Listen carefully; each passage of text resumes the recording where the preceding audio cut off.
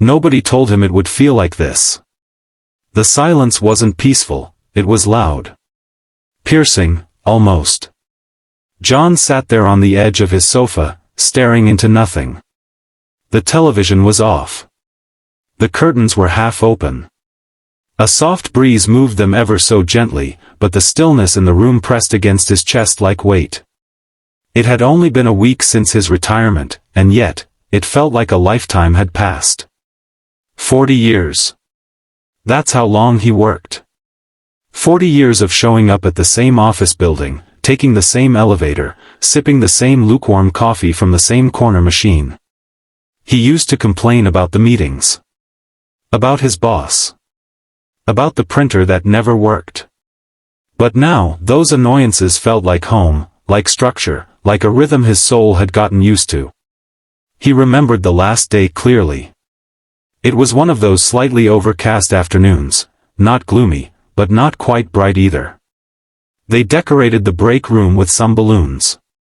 There was a cake. Chocolate, his favorite.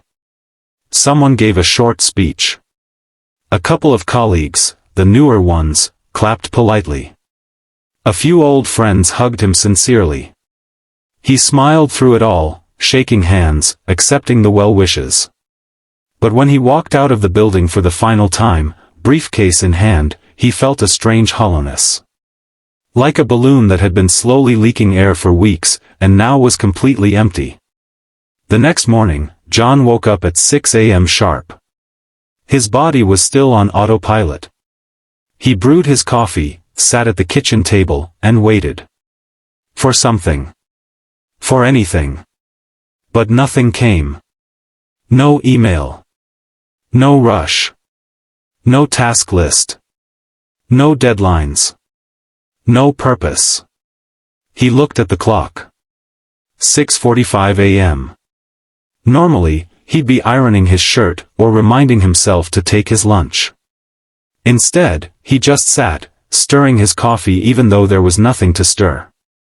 At first, it felt like a vacation. Or at least, that's what he told himself. I've earned this. I'm going to relax, he said to his wife. And relax he did. For a day or two. Watched the news. Watered the plants. Took a short walk to the bakery. But by the fourth day, something shifted. The walk didn't feel refreshing anymore. The news annoyed him. The plants didn't need watering again. And worst of all, no one needed him. He started watching the clock again. Not out of urgency, but boredom. He couldn't believe how slowly time moved. A single afternoon could feel like an entire day. Evenings stretched endlessly, and sleep didn't come easily. He didn't want to admit it, but he was grieving. And not for his job, but for his identity. See, nobody tells you this part. Everyone talks about retirement like it's a dream. A reward. A long vacation. But what happens when your purpose was tied to your work? What happens when the thing that made you feel useful is gone? The days continued, blending into each other. John tried to stay busy. He organized the garage. Cleared old files. Rearranged the bookshelf twice. But these were just distractions, filler episodes in a life that suddenly lacked a plot. One afternoon, he went for a walk in the nearby park. It was sunny, children were playing, couples were chatting on benches, a group of teenagers were laughing loudly near the fountain. And yet, he felt like a ghost walking among the living. He sat on a bench alone. Watched people walk by. They didn't even glance in his direction.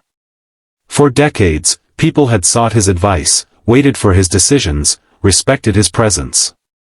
Now, he felt invisible. When he returned home, his wife was making tea. She smiled at him gently.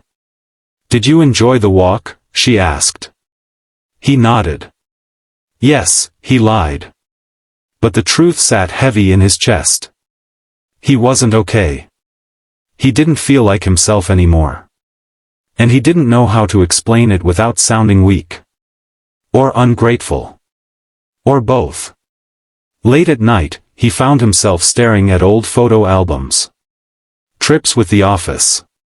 Team lunches. Conferences. Smiles. Suits. Awards. Things that once annoyed him now felt like golden memories.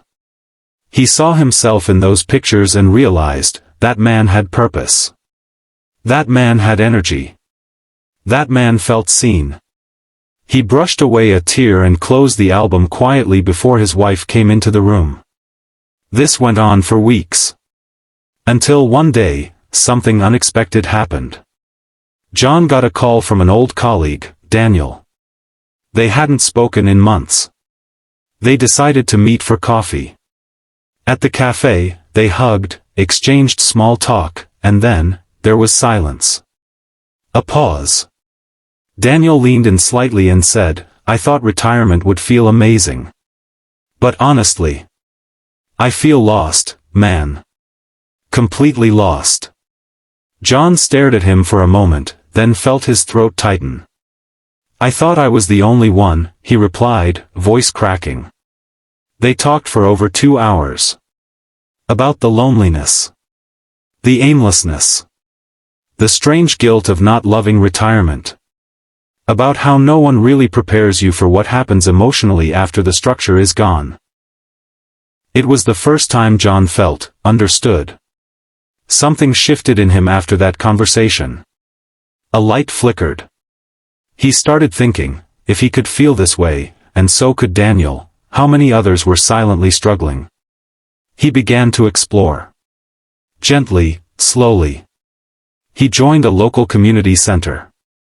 Not for bingo nights or dance lessons, that didn't interest him. But they had a youth mentoring program. John, with his decades of experience and calm demeanor, was a perfect fit. The first time he sat with a 16-year-old boy to help with maths homework, he felt something light up inside him. Not because of the numbers. But because someone was listening to him again. Depending on him. He wasn't just filling time now. He was connecting. Contributing. Giving back. He also found an old group that repaired bikes for underprivileged kids on weekends. Every Saturday, he'd show up, roll up his sleeves, and get to work. Grease on his hands. Sweat on his brow. Smiles all around. His wife noticed the difference. His posture. His eyes. The way he laughed again.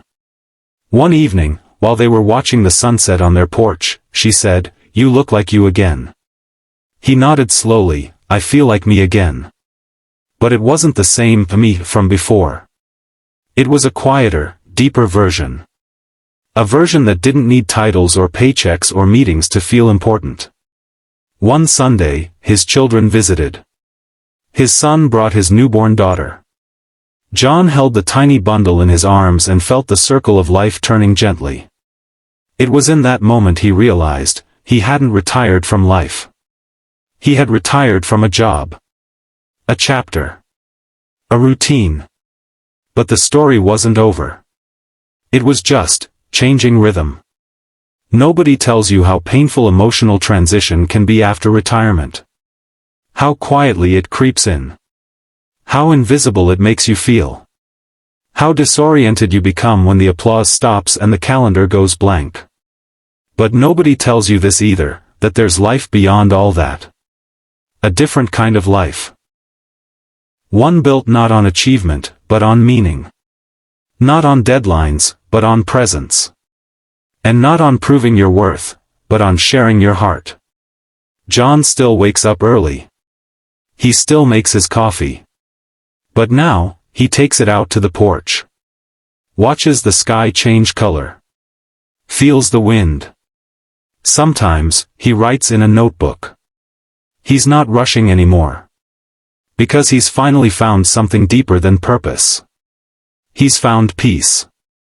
And in that peace, he's discovered a new truth, one he wishes someone had told him earlier. You don't retire from being human. You simply begin again.